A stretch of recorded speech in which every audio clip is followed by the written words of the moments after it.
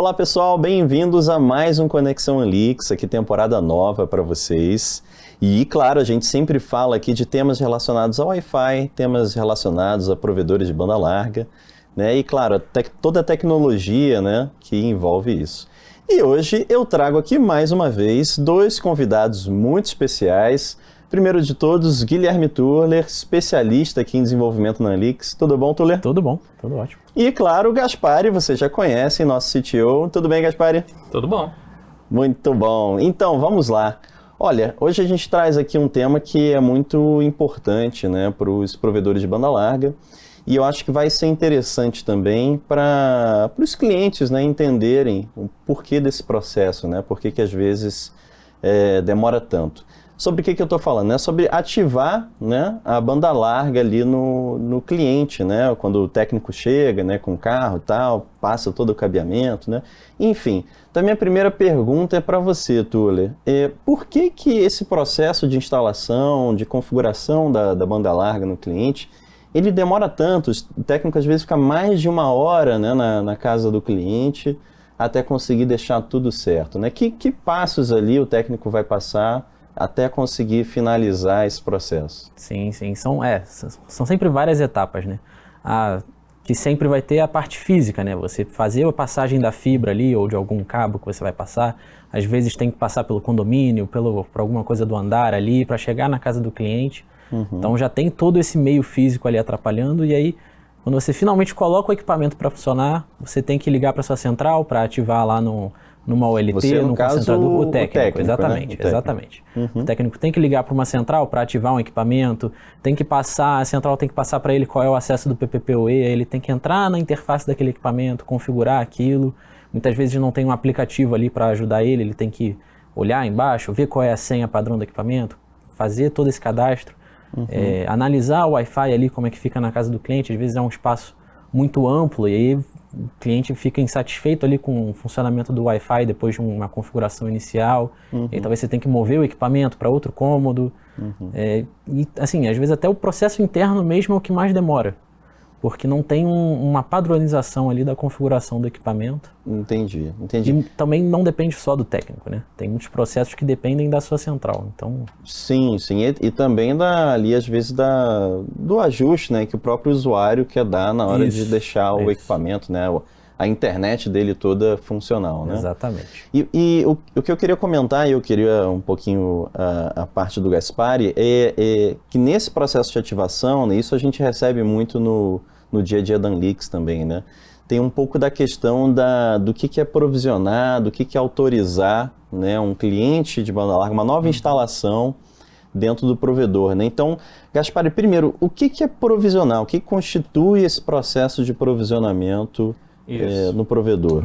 Que nem tu apresentou, a gente tem dois processos aí dentro, né? O provisionamento e a ativação, né, do roteador, dessa ONU, né, dentro da casa do cliente. Certo? O processo de provisionamento é todas as configurações que tu precisa fazer dentro, no caso, da ONU. Né? Por exemplo, que nem o Turler falou, a configuração o acesso da WAN, né, que pode ser por DHCP, por PPPoE. Então, o técnico ele já tem que ter de antemão as informações de qual é o usuário e a senha do PPP que ele vai ter que configurar ali dentro. Ele tem que fazer... Desculpa, PPP é um protocolo... Point to point. Para facilitar permitir o acesso. Exatamente. Né? É uma comunicação entre o roteador e a central, né, do provedor, né, que vai liberar o acesso à internet para esse roteador. Vai autenticar ali. Exatamente. Ele vai autenticar o cliente, né, com um login e senha específico daquele cliente. Né? Inclusive o PPP, às vezes, ele traz também o plano do cliente, então vai permitir é um plano de 100 mega, então vai permitir com que aquele roteador trafegue a um limite até de 100 mega. Entendi. E isso tanto para roteadores, né, como você falou, mas também, claro, para as ONUs. Para as ONUs, aquelas que são ligadas via fibra, por exemplo, né, quando tu tem a fibra chegando até a casa do cliente, tu precisa também fazer esse processo de né, autenticação. Entendi. Todo esse processo de provisionamento é diferente da autorização do roteador dentro da casa do cliente, certo? A autorização, basicamente, ela é feita porque A ideia é tu evitar que aquele roteador saia da casa do cliente e possa ir para um outro ponto que também tenha, por exemplo, a fibra do provedor. Então, a gente tem um equipamento dentro, né, da topologia, da área de rede do provedor, né, que é a OLT. A OLT, ela permite que tu ligue vários roteadores, né, por fibra dentro da estrutura do provedor. A OLT, por padrão, ela vem bloqueada, ela bloqueia os roteadores que são conectados dentro dela. No caso, o roteador ONU, né? A ONU, o roteador de fibra, a ONU. Ó, só explicar rapidinho para vocês, pessoal. A ONU é aquele modem de fibra ótica que tá lá na sua casa e vem aquele fiozinho mais fininho, né, que conecta ali, às vezes amarelinho, né? Esse é o modem de fibra ótica que a gente comumente, né, chama de ONU. De ONU. Né? E aí tem a OLT. A OLT é da onde sai essa fibra ótica que vai ligar no roteador. Né? Para te evitar que tu consiga ligar qualquer roteador, né, qualquer ONU na OLT, a OLT ela bloqueia todas as comunicações de novas ONUs. Então, para isso, para fazer essa autorização, esse desbloqueio na OLT, para que aquela ONU consiga trafegar dados simples até o provedor, né, o técnico ele precisa ligar para a central antes, porque ele não tem acesso a esse equipamento da OLT, só quem tem acesso a esse equipamento da OLT é a central, né, então ele precisa ligar antes para a central do provedor para dizer, olha, eu estou ativando, né, na casa do cliente um determinado roteador, uma determinada ONU, né, aí ele passa as informações da ONU e a central vai entrar daí então dentro das OLTs para daí fazer essa liberação. A partir daí é que o processo de provisionamento pode começar. Antes disso, aquela ONU ela não consegue trafegar nada de dados. Entendi. Né, até aquele processo. E o provisionamento ele inclui também outros pedaços, a parte de configuração do Wi-Fi, isso também é dado? Exatamente. O técnico dentro da residência, depois que ele faz toda a ativação da parte da WAN,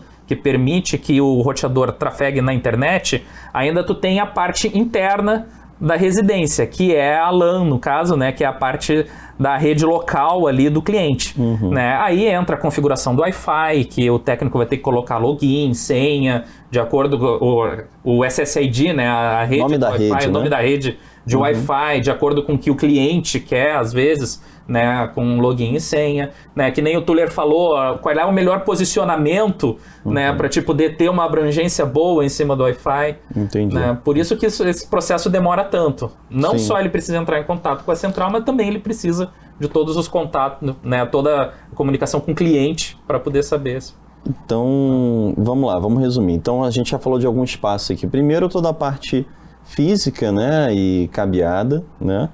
Depois, a parte de autorização, né, quando o provedor coloca o equipamento lá que tem a conexão da fibra ótica, ele precisa ligar para a central. Exatamente. Depois, esse técnico vai configurar, às vezes é preciso configurar ali manualmente a parte do acesso à internet. E ainda tem a parte de posicionamento, configuração do Wi-Fi, né? Isso se não tiver mais um equipamento, né, em rede mesh, né? Que aí tem mais um para aí teria que configurar mais configurar. Ou outros serviços, tem provedor que configura VoIP, configura IPTV. É verdade. Mais E coisas aí, às ali vezes, a pra- central tem que fazer alguns procedimentos a mais, né? Perfeito, perfeito. Então, aí entra uma pergunta para vocês sobre a parte da Anlix, né? Nesse processo, o que a Anlix consegue ajudar para talvez deixar isso um pouco mais simples ou até mais rápido, né? Para que o técnico não perca tanto tempo dentro da casa do usuário, o usuário não fique tanto tempo ali preso, né? Porque precisa ficar alguém ali acompanhando, né? O que a gente pode ajudar, Tuller, em termos dos componentes que a gente utiliza dentro das nossas soluções? Do lado do provisionamento ali do equipamento, de configurar um acesso à internet, o Wi-Fi, a gente já falou algumas vezes aqui em temporadas passadas do aplicativo do técnico, Sim. que padroniza o acesso à interface daquele equipamento e você consegue, com uma interface única, você ter um processo único de configuração. Você já especifica ali qual é o PPPoE, qual é o nome da rede e a senha do Wi-Fi. Se vai usar TR69, ele já baixa as configurações de TR69 padronizadas do servidor, já aplica ali, já está tudo certinho. E o técnico não tem que se preocupar com uma interface diferente de um fabricante. Se adquirir um modelo novo, você não tem que treinar a equipe a mexer numa interface que não é comum ali para eles. Sim. É tudo padronizado e já certinho num passo a passo definido pelo provedor. Perfeito, perfeito. E aí eu tenho uma pergunta para o Gaspari que a gente está trazendo, né, uma parte nova, né? Porque, pelo que eu entendo, isso você já explicou até em outros vídeos, né, um pouquinho mais detalhado, essa parte do aplicativo, ele abarca muito a parte do provisionamento, né? Ali da parte da WAN para frente, né? Wi-Fi, por aí vai.